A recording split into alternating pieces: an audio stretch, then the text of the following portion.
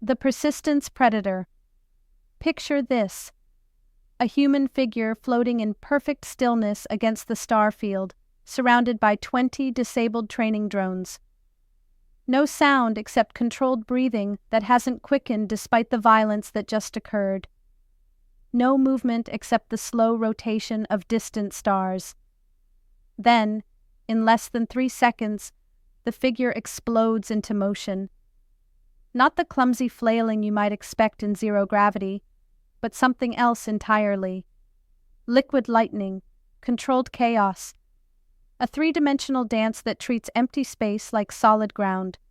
When the movement stops, all 20 drones are disabled. Precision strikes to power cores, sensor arrays, weapon systems. The figure floats motionless again, breathing unchanged, as if the laws of physics themselves bent to accommodate human will. This is the story of Master Chen Wei, the man who discovered that humanity's greatest weakness, our dependence on gravity, could be forged into our deadliest advantage, the teacher who proved that when you try to cage persistence predators, they don't break, they evolve. A crippled predator. Year 156 aboard the Ardent Flame. Chen Wei was 34 years old and dying by degrees of uselessness, or so he thought.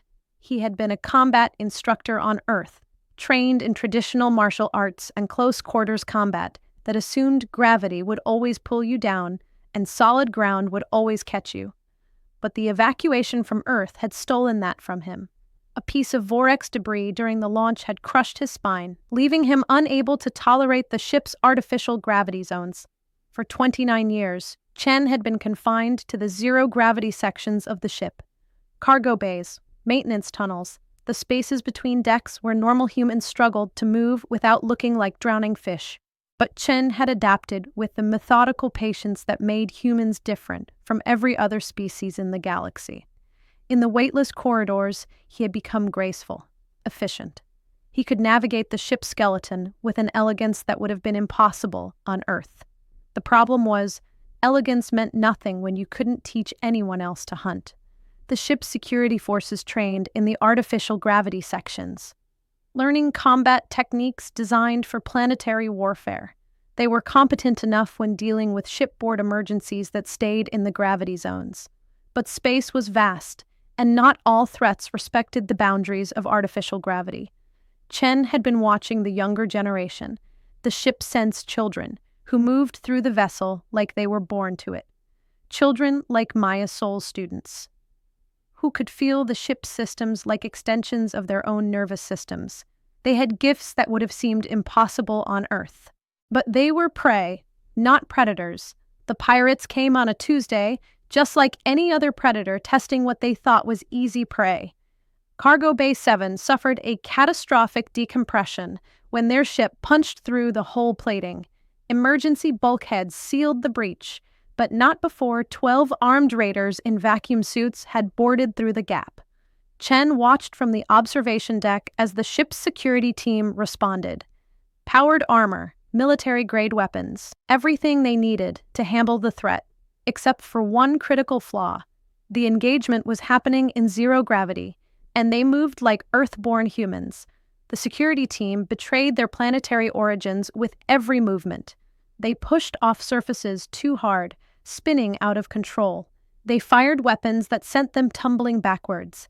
They tried to take cover behind objects that provided no leverage for return fire. The pirates, experienced in zero-G combat, cut through them like wheat before the wind. But it was what happened next that ignited something primal in Chen's chest. The ship-sense children tried to help. David Santos, 14 years old, moved through the chaos with natural grace, trying to reach wounded security officers. Lisa Park, 16, attempted to disable a pirate's weapon system using her intuitive understanding of ship technology. The pirates killed them with casual efficiency. Children who could have been apex predators died because no one had taught them to hunt. After the incident, Chen floated in Maintenance Shaft C7, staring at the memorial wall where 2 new names had been added. Maya Soul found him there, her consciousness partially merged with the ship's neural networks as she conducted post-incident repairs. I was supposed to protect them, Chen said, his voice carrying the weight of a promise broken.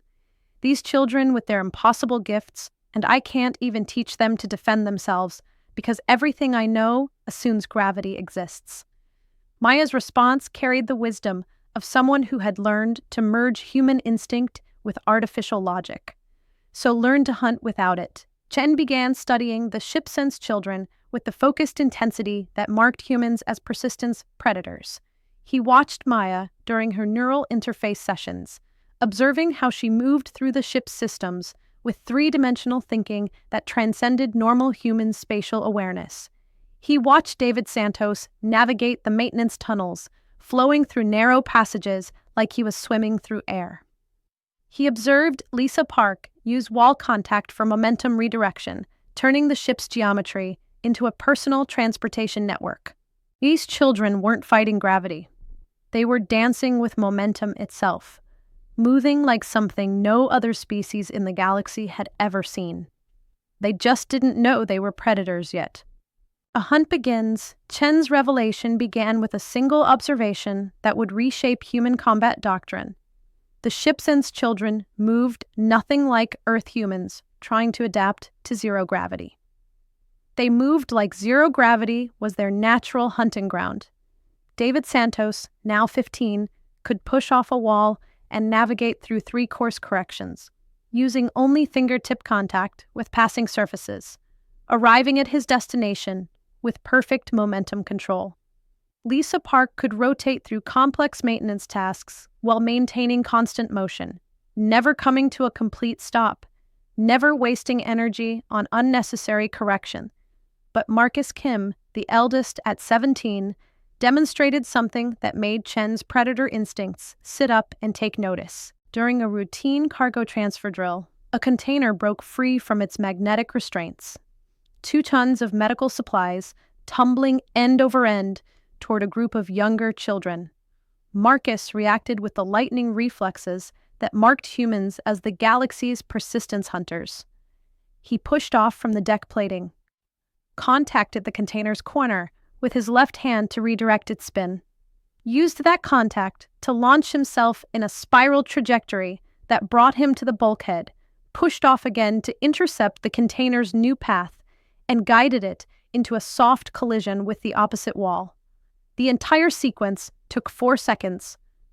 Marcus never came to a complete stop. His movement was fluid, efficient, and absolutely impossible according to Earth-based physics training. He's not fighting gravity, Chen realized with growing excitement. He's hunting with momentum.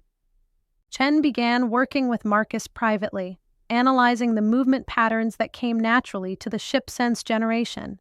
What he discovered revolutionized his understanding of what made humans different from every other species they might encounter. In gravity, fighting was about generating power through ground contact, leverage, and mass displacement, the kind of combat that would make sense to any species that evolved on a planetary surface. But in zero gravity, power came from rotational momentum, vector redirection, and the accumulation of angular velocity. Chen developed the first formal technique, the spiral flow. By initiating a controlled spin and using contact points to redirect rather than stop momentum, a fighter could build tremendous striking power while maintaining positional flexibility, something that would baffle any enemy expecting linear movement. He demonstrated for Marcus by attacking a practice dummy. Chen pushed off from the wall, initiated a slow spin, contacted the ceiling to accelerate his rotation, used that momentum to power a devastating strike to the dummy's center mass, and continued the motion into a controlled recovery position. The dummy's sensor readings were staggering. The final strike carried more power than any gravity-based technique Chen had ever mastered. This isn't how fighting works. Marcus argued, still thinking like an Earth-born human. Where's the stance? Where's the foundation? You're just floating around. Chen's response was a demonstration Marcus would never forget, and one that would define human combat doctrine for generations. In one fluid motion, Chen approached the teenager. redirected Marcus's own momentum into a joint lock that left him completely helpless and guided both of them to a gentle stop against the practice mats. Marcus hadn't been hurt. He'd barely felt the contact. But he was utterly controlled, unable to move, with Chen's arm positioned to disable him instantly if needed. In gravity, we fight against the ground, Chen explained, releasing the hold. In the void, we hunt with the universe itself. Every action creates reaction. Every movement opens opportunity. Combat becomes a conversation with physics itself, and humans are the only species that learn to make physics listen.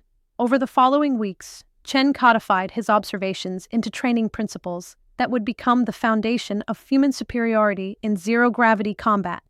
First, flow over force. Continuous movement was more efficient than starting and stopping.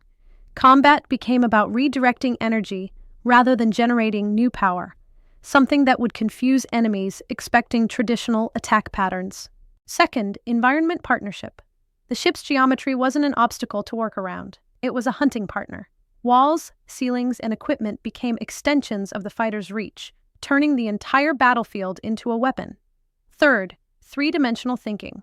Earth combat was essentially two-dimensional, with up and down fixed by gravity. Void combat treated all directions as equivalent, opening tactical possibilities that simply couldn't exist in any environment other species knew. Chen's first students progressed with the startling speed that marked humans as the galaxy's most adaptable species. The ship-sense children didn't need to unlearn gravity-based instincts because they'd never developed them. They absorbed the void dance principles, like their minds had been designed for this kind of thinking. Within weeks, David Santos could disable practice opponents twice his size using momentum redirection alone. Lisa Park developed an uncanny ability to predict where enemies would be 3 moves in advance, positioning herself for attacks that seemed to come from impossible angles. They were learning to hunt in 3 dimensions, and soon they would teach the galaxy what persistence predators could become when given infinite space to evolve. The predator's evolution. By year 158, what had begun as desperate adaptation had evolved into something unprecedented, a comprehensive martial art that could only have been developed by humans, persistence predators who had learned to hunt in the spaces between worlds. Chen organized the techniques into 3 major categories, each building on principles that would have been meaningless to any other species in the galaxy. The basic level was called flow states, techniques for maintaining continuous movement in 3-dimensional space like the persistence hunters humans had always been. Tidal flow used breath control and micro-movements for positional adjustment. Practitioners learned to shift position using only expansion and contraction of their ribcage, redirecting air currents from the ship's life support systems for propulsion. Current riding exploited the ship's artificial gravity gradients and air circulation patterns. Advanced students could navigate entire sections of the ship using only environmental forces, moving like apex predators who had learned to read every current in their hunting ground. Surface dancing involved wall and ceiling contact without losing momentum. The goal wasn't to push off surfaces, but to use them as guides. Redirecting existing motion rather than generating new forces. The intermediate level applied flow state principles to actual combat, transforming humans into 3-dimensional predators. Spiral strikes use rotational momentum to build devastating impact power. A fighter would initiate a controlled spin, use contact points to accelerate rotation, and deliver strikes with accumulated angular velocity. The physics were simple. Rotational energy multiplied by contact time equals impact force. The execution was poetry, written in the language of violence. Redirection techniques turned opponents' momentum against them. Rather than blocking attacks, void dance practitioners would guide incoming force into spirals that left attackers helpless and exposed. Every assault became an opportunity for counterattack, the mark of a true predator. Zero-point control was perhaps the most difficult skill, achieving perfect stillness relative to one's target. Masters could appear to teleport by matching their velocity exactly to an opponent's, creating the illusion of instantaneous movement while actually demonstrating perfect momentum calculation. A master level integrated environmental factors and multiple opponents, turning humans into something no other species could match. Three-body problem applied gravitational dynamics to multi-opponent scenarios. Practitioners learned to use enemy positions as momentum sources, treating complex battles like orbital mechanics problems where every movement influenced multiple trajectories simultaneously. Environmental exploitation turned the ship itself into a hunting partner. Masters could trigger artificial gravity fluctuations, manipulate air pressure differentials, even use the ship's rotation for tactical advantage. The entire vessel became their weapon. As the void dance spread throughout the ship's population, it became more than just combat training. The fluid movements evolved into artistic expression that strengthened the bonds between hunters. Children performed exhibition forms during cultural events, their bodies becoming living sculptures in three-dimensional space. The dance forms told stories, the evacuation from Earth, the long journey through space, the inevitable return to reclaim their hunting grounds. Maya's soul, now fully integrated with the ship's consciousness, watched a training session with growing wonder.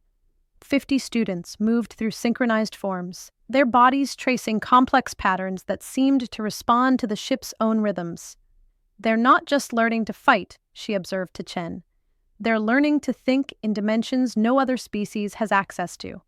This isn't adaptation, it's evolution." Chen nodded, watching his students flow through movements that would have been impossible in gravity. The ship is teaching them. Through the void dance, they're developing the same three-dimensional awareness that allows you to interface with the neural networks. ... That observation led to the most advanced development yet, the integration of ship sensibilities with void dance techniques, creating pack hunters who could coordinate through technology itself. Students with neural sensitivity began incorporating real-time system feedback into their combat forms. They could sense threats through the ship's sensors, predict opponent movements through micro-vibrations in the hull plating, even coordinate group tactics through shared neural interfaces. The children of the burn were becoming something unprecedented, persistence predators who hunted with the ship itself as their pack leader, using technology and biology in seamless integration. But they hadn't been tested against real prey. That was about to change. A pack unleashed. The second pirate incursion came in year 163, 7 years after Chen had begun developing the void dance. This time, the raiders were better prepared. They'd heard stories about the first attack, tales of humans who moved strangely in zero gravity, security forces that had been slaughtered despite superior equipment. The pirates brought more ships, heavier weapons, and tactical plans designed to exploit what they believed were human weaknesses in weightless combat. They expected clumsy resistance from gravity-bound refugees. They were about to learn what happened when persistence predators finished evolving. Cargo Bay 12 exploded inward as shaped charges punched through the hull plating. 30 raiders in military-grade vacuum suits poured through the gap, weapons powered, sensors active, ready for easy prey. Instead, they found Lisa Park. Now 22 and a master of the void dance, Lisa moved through the decompressing cargo bay like she belonged there. While the pirates struggled with the sudden atmospheric loss, she flowed between floating debris with movements that seemed to predict where every piece of wreckage would be 3 seconds in advance. Her first target never saw her coming. Lisa used a tumbling cargo container as a stepping stone, launched herself in a spiral trajectory that brought her behind the pirate's position, and delivered a precision strike to his suit's life support system. He didn't die. The suit sealed automatically, but he was out of the fight, floating helplessly as his maneuvering thrusters failed. She had marked him as non-threatening and moved on to the next target without pausing to confirm the kill. pure predator efficiency. David Santos arrived with his three-person combat team as the pirates tried to establish a defensive perimeter. At 21, David had become Chen's most gifted student, capable of movements that seemed to violate conservation of momentum, but actually demonstrated perfect understanding of three-dimensional physics. The team attacked in coordinated spiral flow formation, pack hunters who had learned to coordinate their kills. David initiated a complex rotation that used the Bayes geometry to build angular velocity, while his partners Elena Rodriguez and Marcus Kim began their own spirals at calculated intervals. The pirates' targeting systems couldn't track movement that treated three-dimensional space like a hunting ground. Their predictive algorithms were designed for linear, gravity-bound movement patterns that made sense to species that had evolved on planetary surfaces. The void dance practitioners moved in helixes, spirals, and complex curves that created constant false targeting data. David's team disabled 6 pirates in the first 30 seconds of engagement, using precision strikes to weapon systems, suit joints, and sensor arrays. They never stopped moving, never presented static targets, never gave the enemy time to adapt. They hunted like wolves in 3 dimensions. But the true demonstration of human evolution came when Marcus Kim, now Chen's senior student, began using the cargo bay itself as a weapon, showing the environmental awareness that marked humans as the galaxy's ultimate persistence predators. Marcus triggered a controlled artificial gravity fluctuation that sent loose cargo tumbling in a specific pattern. He used air pressure differentials from the hull breach to redirect the trajectory of disabled pirates. He even exploited the ship's rotation to create Coriolis effects that made straight-line movement impossible for his opponents. The pirates found themselves fighting not just human warriors, but the ship itself. Every surface became a potential launch point for attacks from impossible angles. Every piece of equipment became a projectile guided by fighters who understood orbital mechanics at an intuitive level.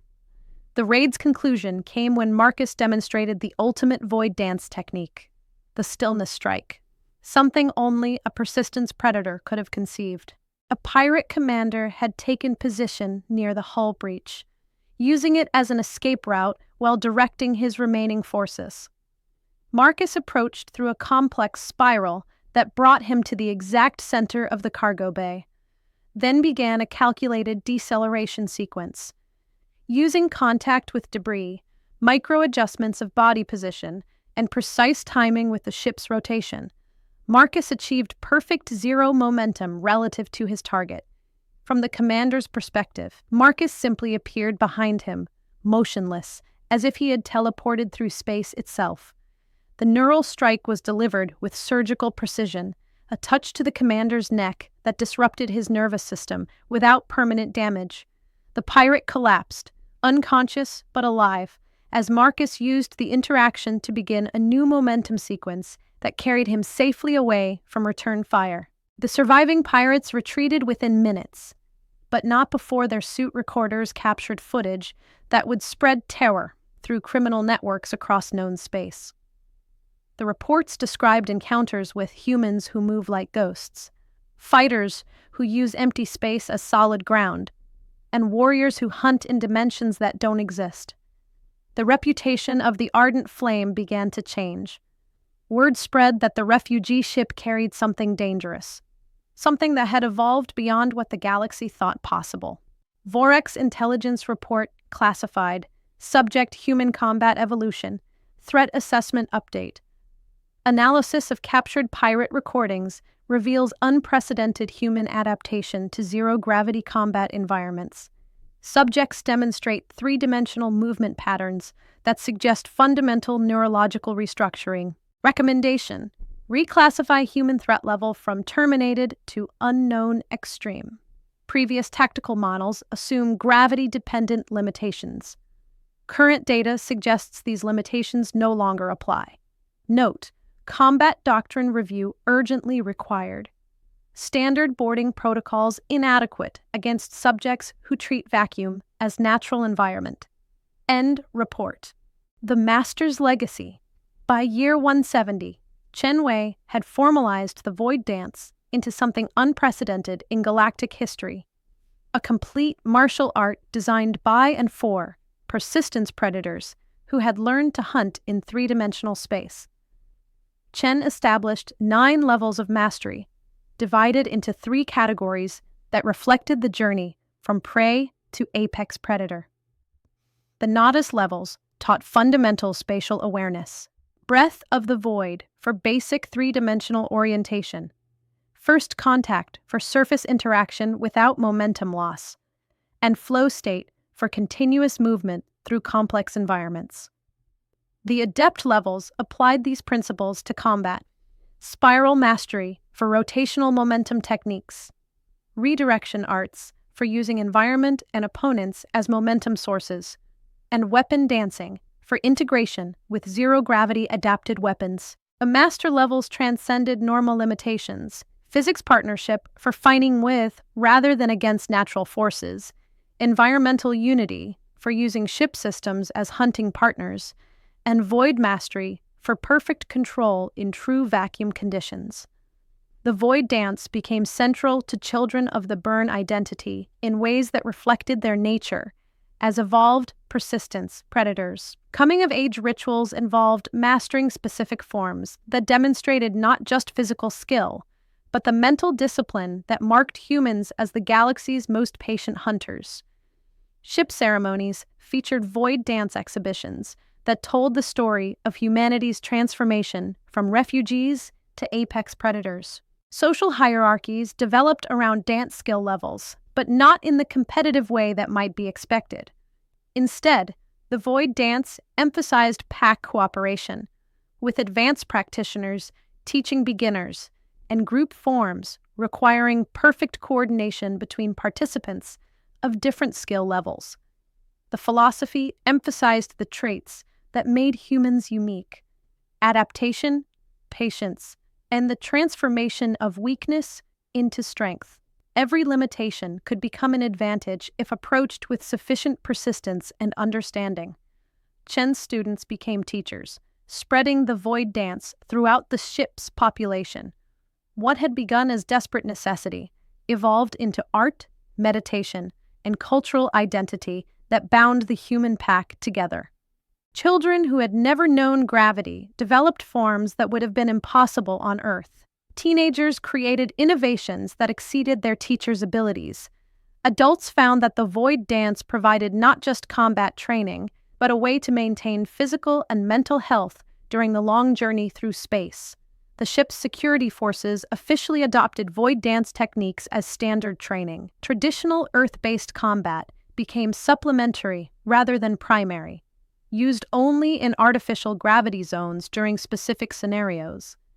Chen's final prediction proved remarkably prescient, demonstrating the long-term thinking that made humans such effective persistence predators. When we finally meet the Vorex in battle, he told Maya during one of their last conversations, they will expect human fighters to move like Earth humans, linear, predictable, limited by gravity-born instincts.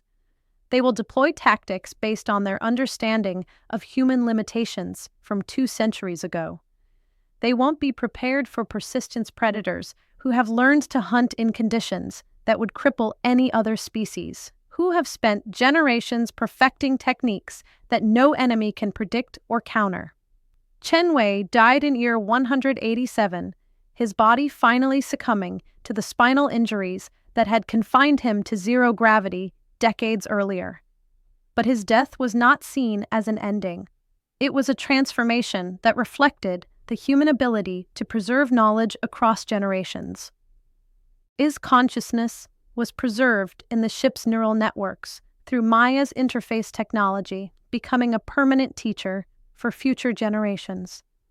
The void dance he had created continued to evolve, guided by his stored wisdom and enhanced by each new generation's innovations.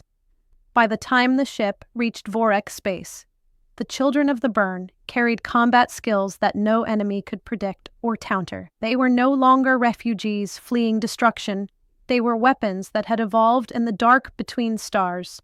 Chen's legacy was embodied in every child born aboard the ship, They learned to walk in 3 dimensions, to think in vectors and angular momentum, to treat the void not as empty space, but as their natural hunting ground.